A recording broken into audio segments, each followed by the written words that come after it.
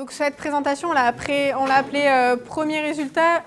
On aurait pu aussi l'appeler première piste de résultats. Donc, je vais un peu reprendre l'historique de Lick & Go pour, comme je vous ai expliqué tout à l'heure, les différentes étapes, et puis reprendre un peu qu'est-ce que chacune de ces étapes nous a apporté.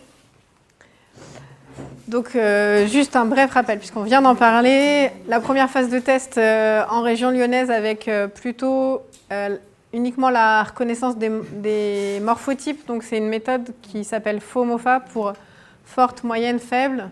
Donc, en gros, si on n'a que des lichens crustacés, on considère que la pollution est forte. Si on a des crustacés et des foliacés, on considère que la pollution est moyenne. Et si on a aussi des fruticuleux, elle est faible. Donc ça, voilà, cette méthode, elle est simple et on s'est dit c'est parfait pour Lick & Go. Donc, après, vous savez qu'on a été jusqu'à la reconnaissance d'espèces. Et puis, maintenant, on suit sur 4 faces avec toujours une reconnaissance des espèces. Et donc, cette première campagne de test en région lyonnaise, donc, des inventaires ont été faits autour des stations de mesure Atmora, donc de mesure de qualité de l'air de référence. Et donc, il y a eu 28 sites inventoriés, 80 arbres suivis, et il y a 10 observateurs qui ont saisi des données, mais en fait, on a eu une quarantaine de personnes qui ont été sur le terrain, parce qu'on proposait des sorties en groupe. Et donc, si on applique la méthode FOMOFA pure et simple, sur les 28 relevés, on a 26 zones où on va conclure que la qualité de l'air est moyenne. Donc, sur l'agglomération lyonnaise, en fait, ça apporte rien, quoi. Merci pour l'info, mais on s'en doutait. Et bon, donc on s'est dit, mince, c'est dommage, c'était beau, mais on a besoin de plus de précision. Donc, ça, associé au fait que, en plus, les volontaires se disaient frustrés de ne pas avoir mis de nom sur les espèces, on s'est dit, on y va à la détermination. Voilà, donc il fallait produire une clé. Alors, sur les données d'Île-de-France, donc, ont principalement été collectées par Gilles. Donc, pareil, même méthode, on a essayé de faire des relevés à proximité directe des stations de mesure Air-Parif. Alors, voilà pour les 3 espèces les plus fréquentes, donc, qui ont été le vu sur le plus d'arbres. En fait, ça correspond à 3 espèces qui sont à la fois nitrophiles, donc qui aiment l'azote, et héliophiles. Donc oui, il y a eu 38 stations d'observation. Et quand on regarde plus à l'échelle de la communauté, donc quand on regarde l'ensemble des espèces présentes à un même endroit, donc cette diversité, elle semble corréler négativement au taux de moyen d'oxyde d'azote, c'est-à-dire que quand on est dans une zone où, d'après les mesures Air-Parif, on a des taux moyens de dioxyde d'azote très élevés, on a des communautés lichéniques qui ont une diversité faible. Donc ça, c'est corrélé, mais c'est aussi corrélé au taux d'urbanisation. Et en même temps, tout ça va ensemble quand même, puisque le dioxyde d'azote, il est entre autres produit par la circulation automobile. Dans les zones les plus urbanisées, c'est là où on a le plus de dioxyde d'azote et c'est là où on a le moins de lichen. Après, qu'est-ce qui joue sur quoi ? C'est pas forcément évident. Comme on disait tout à l'heure, c'est des corrélations et après, dans quel sens ça va ? C'est pas toujours facile de savoir. Et donc, il semble que ces espèces nitrophiles et héliophiles dominent dans les relevés. Et une des hypothèses, c'est qu'elles pourraient bénéficier d'une diminution des pollutions depuis une trentaine d'années.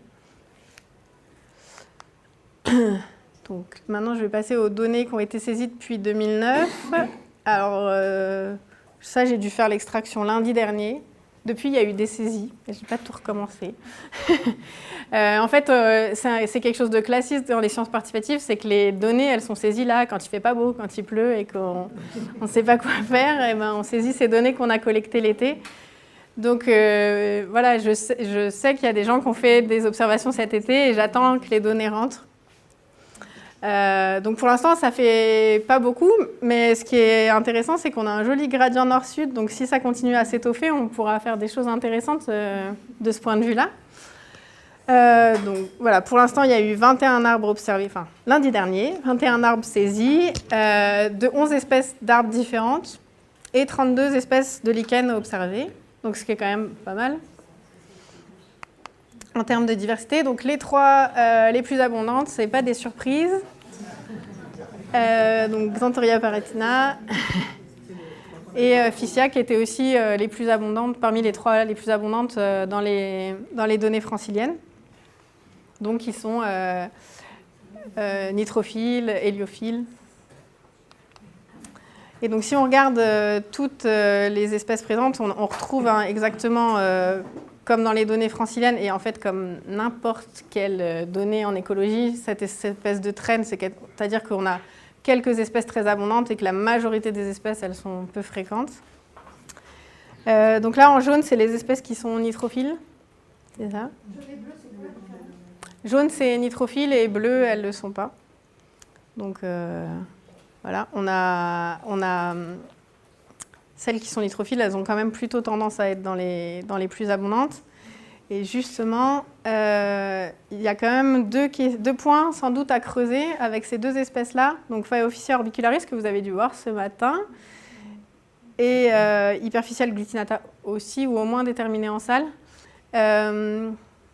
Donc à mon avis, un point à creuser sur ces deux espèces-là, c'est que c'est des espèces qui sont quand même en fait très fréquentes, mais par contre, qui ont une probabilité de détection faible parce qu'elles sont toutes petites, elles sont infracentimétriques, et en plus, souvent, elles sont de la même couleur que le tronc.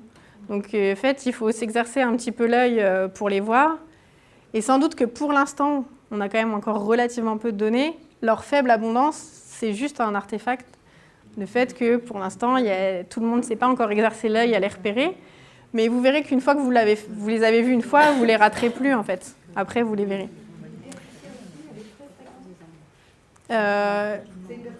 Ouais, oui, en Ile-de-France, en tout cas, on la voit assez souvent. Ouais, elle est plus petite, elle est peut-être un peu plus grosse, mais bon, ça reste des petites bêtes. Et donc maintenant, je vais passer la parole à Yannick qui va vous expliquer ce qu'on a envie de faire pour la suite de Lichen Go. Bonjour à tous, alors moi je m'appelle Yannick Agnan, je suis enseignant-chercheur à l'Université catholique de Louvain, en Belgique, en sud-est de Bruxelles. Et du coup, je vais vous présenter un peu la démarche qu'on souhaite faire pour la suite sur ces données et quelle est la philosophie justement pour essayer de répondre à certaines questions qui ont été déjà évoquées, de savoir qu'est-ce qu'on peut faire de ces données, comment est-ce qu'on peut faire de la restitution de la valorisation pour savoir si oui ou non c'est pollué ou pas. Donc le premier point, c'est d'évaluer, donc c'est des choses que vous savez peut-être déjà, quels sont les différents facteurs de distribution des lichens. Donc ici vous avez un exemple d'un lichen et on a listé toutes les variables environnementales. Donc il y en a qui sont liées au climat. Donc c'est le cas pour la lumière, l'humidité, la température. Donc chaque espèce va avoir une affinité propre qui va vraiment dépendre de l'espèce considérée.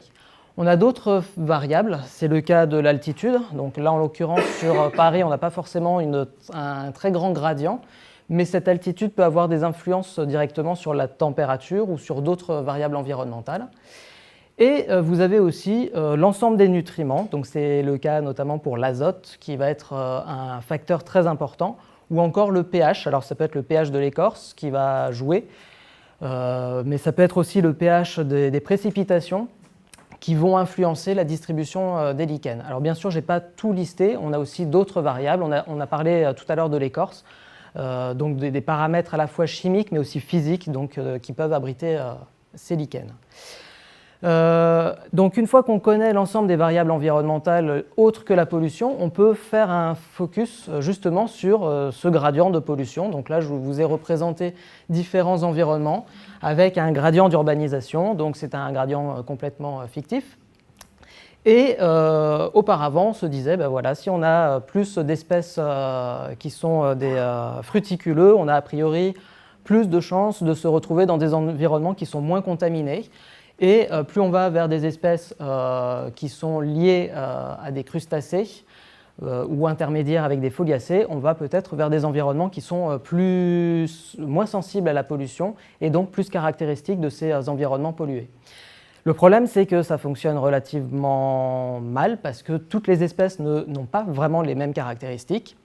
En effet, on peut avoir des espèces fruticuleuses qui peuvent résister quand même à la pollution et des espèces crustacées qui vont être aussi assez sensibles à la pollution. Donc c'est très théorique et lorsque l'on isole certaines espèces, ce n'est pas souvent le cas et du coup ça peut poser problème en termes d'interprétation, ou du moins avoir le problème qu'a dit tout à l'heure Laure, c'est-à-dire de ne pas avoir suffisamment de gradient pour se dire ici c'est mieux qu'ailleurs.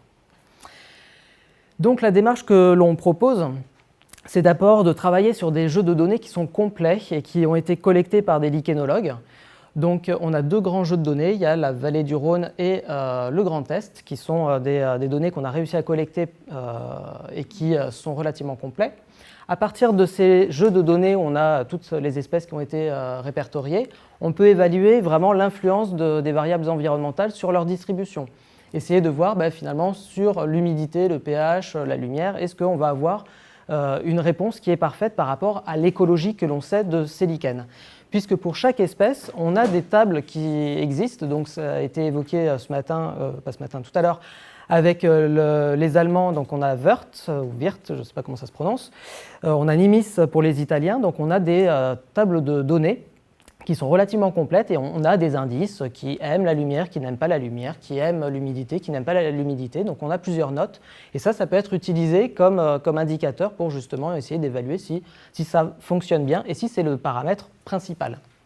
Ensuite, on pourra évaluer les facteurs qui vont influencer la distribution liés à la pollution et notamment par des cartes de pollution de l'atmosphère.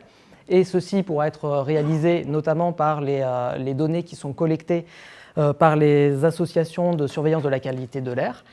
Et par la suite, essayer de voir si la simplification des protocoles, notamment à l'échelle de LiChenGo, voire même en allant un peu plus loin, donc c'est-à-dire de la méthode avec 5 arbres, si on le limite à 3 arbres, est-ce qu'on garde exactement la même information ou est-ce qu'on va avoir une information qui va être détériorée? Donc c'est justement essayer d'évaluer ces protocoles simplifiés. Donc ici, vous avez les deux grands jeux de données. Donc ici pour la vallée du Rhône, donc vous avez Lyon ici et puis ça va jusqu'à 40 km au sud de Lyon. Ici pour le Grand Est, donc on a deux zones, une zone autour de Metz et une zone autour de Forbach. Dans les deux cas, on a plus de 100 sites, donc 130 et 167 respectivement, et avec un nombre d'espèces qui ont été déterminées à 71 et 63 espèces, donc différentes. À partir de là, je vais vous présenter uniquement les données de la vallée du Rhône pour lesquelles on a réussi à faire quelques pré-traitements. Alors ça reste très sommaire, mais c'est juste pour vous donner un ordre d'idée sur qu'est-ce qu'on peut en tirer. Donc ici, les résultats préliminaires pour Lyon. Donc vous avez ici la carte qui représente la diversité, c'est-à-dire que si le point est plutôt clair, ça veut dire qu'on a moins de diversité, donc moins d'espèces qui ont été recensées. Si le point est foncé, comme ici, on va avoir davantage de diversité, donc plus d'espèces recensées, et on passe des sites où il y en a le moins, c'est-à-dire à une espèce, jusqu'au site où on va en avoir le maximum, 22 espèces. Donc cette diversité, qui représente en réalité le nombre d'espèces différentes, donc ici par exemple vous en avez une, ici on va en avoir 4, 1, 2, 3, 4, donc ça représente un indicateur. On peut essayer de regarder quel est un autre indicateur que l'on peut avoir, qui est la somme des fréquences par site. Donc c'est ce que vous faites quand vous comptez exactement dans un carré, vous voyez cette espèce, dans 2 carrés, dans 3 carrés. On divise par le nombre total de carrés, ça nous donne une note entre 0 et 1 pour une espèce. Donc là, le but, c'est de les sommer sur la totalité. Donc ça veut dire que sur un site où on va avoir une somme de fréquences faible, on va avoir un seul individu. C'est schématique puisqu'en réalité, vous ne comptez pas les individus, mais les carrés. Et sur des sites où la somme de fréquences est plutôt élevée, on va avoir beaucoup plus d'individus. Et de ce fait, ce que l'on voit sur ces résultats, c'est qu'on a une relation linéaire, ce qui est relativement bien. Ça veut dire que si on a une forte diversité, souvent, c'est qu'on a aussi une abondance plus importante. Donc c'est un proxy de l'abondance pour la somme des fréquences. Et de la même façon, lorsque les fréquences sont relativement faibles, souvent c'est parce qu'il y a une biodiversité qui est aussi plus faible.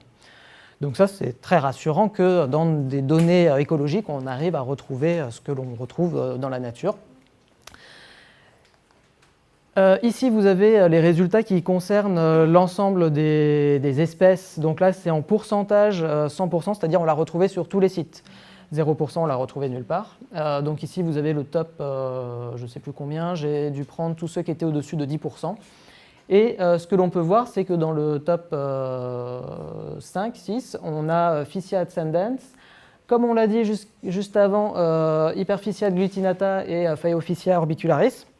Donc en effet, ils sont quand même relativement présents, d'où l'interrogation qu'on peut avoir sur le jeu de données Lick and Go. On a du Candelaria concolor, Parmelia sulcata, Exantoria parietina. Donc ça, c'est vraiment les espèces qui sont les plus dominantes sur ce jeu de données. Donc après, bien évidemment, vous pouvez avoir d'autres espèces qui seront moins présentes.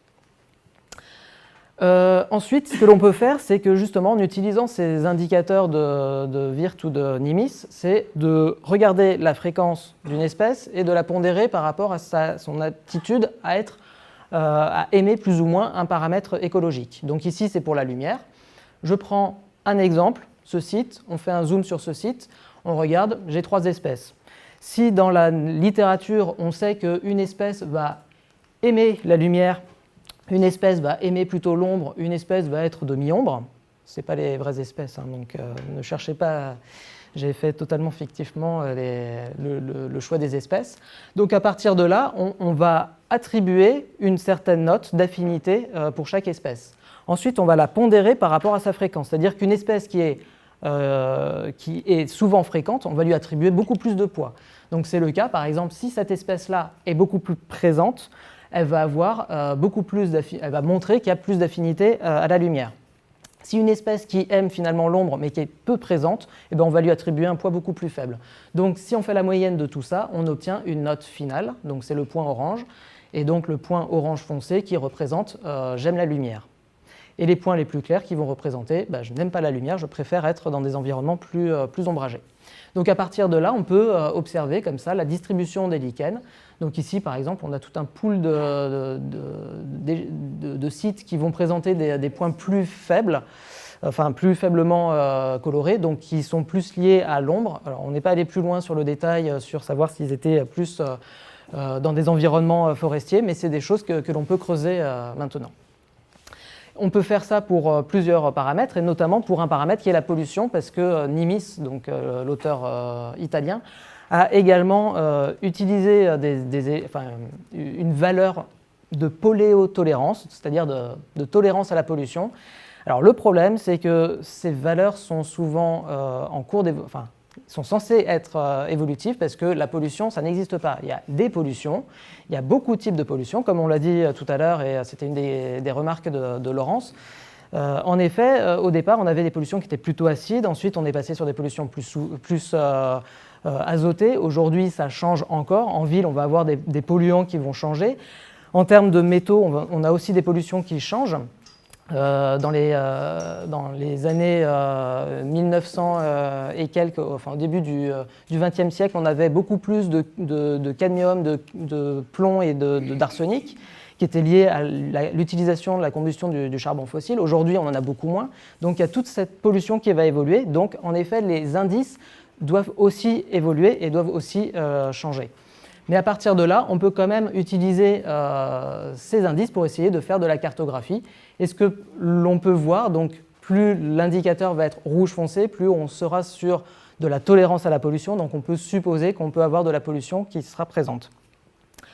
En réalité, c'est toujours une question d'équilibre. C'est-à-dire que sur un site où on a des espèces qui sont sensibles, a priori, on est tous d'accord pour dire qu'il n'y a pas de pollution. Sur un site où il y a des espèces qui sont tolérantes à la pollution, elle pourrait être aussi présente sur des endroits où la pollution n'est pas présente. En revanche, si elle est là, ça veut dire aussi qu'il y a moins de concurrence avec le reste. Mais c'est toujours un peu problématique de l'interpréter comme ça. Donc si on prend deux exemples, donc ici on a un point plutôt clair, donc peu tolérant à la pollution, on peut supposer qu'on est sur un environnement qui est plutôt loin de pollution. Et ici un autre site qui va être beaucoup plus foncé, donc très tolérant à la pollution, donc encore une fois la petite voiture. Je sais qu'il y a plein de gens qui ont fait des observations cet été et les données vont entrer. Après, ce n'est pas toute la France qui s'est mise à faire du Lick and Go. Ça reste quand même un protocole qui est exigeant parce qu'il est long à mettre en place, même si on peut faire les observations sur les 3 arbres à des temps différents, mais faut quand même prendre le temps d'observer sur les arbres. Et donc, peut-être qu'un moyen d'avoir plus d'observateurs, c'est de proposer un protocole plus simple. Donc, ce qu'on a envie d'essayer, et on n'est pas sûr d'y arriver, mais vérifier en tout cas, à partir de ces données qui ont été collectées par des lichénologues, donc juste pour les citer, Grégory Agnello pour la vallée du Rhône et Jonathan Signoret pour le Grand Est. Donc, en gros, ce qu'on veut faire, c'est dégrader leur jeu de données une fois qu'on aura mis en évidence des relations entre la distribution des lichens et les facteurs environnementaux. Dégrader, entre guillemets, ce jeu de données, c'est-à-dire le simplifier comme si on l'avait collecté selon un protocole de plus en plus simple, donc en regardant plus que 3 arbres, puis plus que 2, puis plus qu'1, 3 faces, 2 faces, 1 face, et regarder à quel moment, quand on simplifie le protocole, on perd cette relation avec les variables environnementales qu'on avait mis en évidence avant. Et donc voir si on peut simplifier. Si on peut simplifier, ben super. Et puis si on ne peut pas, ben on saura que ok, ce protocole il est exigeant, mais on sait pourquoi. C'est parce que c'est le seul moyen de mettre en relation la distribution des lichens et les facteurs environnementaux. Ce qu'on peut aussi réfléchir, c'est réduire la liste des espèces. C'est fait dans d'autres cas, par exemple le projet Opal au Royaume-Uni, qui est sur les lichens. Eux, ils ont restreint leur liste d'espèces à 9 espèces. Donc 3 sensibles, 3 moyennement sensibles et 3 carrément résistantes à la pollution. Et avec ça, ils arrivent quand même à faire des publis, ils arrivent quand même à montrer de la diversité à l'échelle du pays. Donc bon, pourquoi pas. C'est aussi ce qui a été choisi à Fos-sur-Mer par l'Observatoire éco-citoyen. Bon, après, à Fos-sur-Mer, on a des vraies grosses problématiques de pollution. Et donc ils ont réduit aussi le nombre d'espèces. Mais on va tester ça aussi, voir ce que ça donne. Donc l'idée derrière, on en a déjà discuté, c'est de produire un indicateur de la qualité de l'air qui pourrait s'afficher quand vous saisissez vos données, produire des cartes un peu de manière automatique et permettre de placer les différentes zones pour lesquelles on a des relevés les unes par rapport aux autres. Donc voilà, ça c'est des questions qui ne sont pas tranchées, vu qu'à l'échelle européenne les gens ne se mettent pas d'accord, mais à un moment il va falloir creuser cette question. Est-ce qu'on regarde la fréquence des espèces? Est-ce qu'on regarde la richesse? Est-ce qu'on regarde les traits écologiques, donc les indices de Wirth et Nimis? Est-ce qu'on fait un mélange de tout ça? Enfin voilà. Et donc ce qui est lié avec ça, c'est la mise au point d'une restitution automatique au moment où vous saisissez vos données, avoir un retour immédiat pour placer votre observation par rapport au pool de données qui ont déjà été saisies. Voilà, donc ça demande dans un premier temps de réfléchir à ce qu'on met, et puis bien entendu, ça demande des moyens humains et financiers pour développer l'outil. Donc à suivre, si vous voyez ce que je veux dire. Voilà.